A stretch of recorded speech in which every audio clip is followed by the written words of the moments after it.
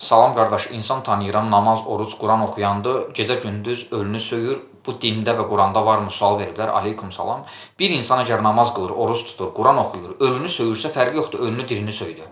O insan deməli ki, Allahın dediyi namazı qılmır. Allahın dediyi orucu tutmur ki, o əməl eləyir.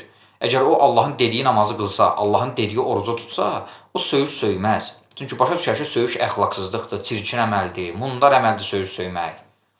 Söyüş insana alçaldır, pis bir işdir. Və söyüş söymək qul haqqıdır.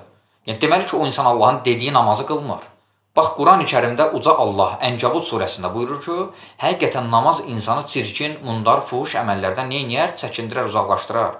Bu Allahın sözüdür. Əgər bir insan namaz qılıb, yenə də o çirkin, mundar əməllərinə, fuhuş əməllərinə davam eləyirsə, deməli ki, o Allahın dediyi namazı qılmır. Çünki Allahın sözü haqdır. Əgər Allah Taala deyirsə namaz insanı çirkin, mundar əməllərdən çəkindirir, deməli çəkindirir. Bir insan namaz qılıb o əməlləri eləyirsə, deməli ki, Allahın dediyi namazı qılmır. Həmçinin də yəni yazıb ki, burada bu suala cavab olaraq budur ki, o insan Allahın dediyi namazı qılsa, Allahın dediyi orucu tutsa, o söyüş söyməz, nə ölünü söyməz, nə dirini söyməz. Çünki söyüş söymək əxlaqsızlıqdır, çirkin, mundar əməldir.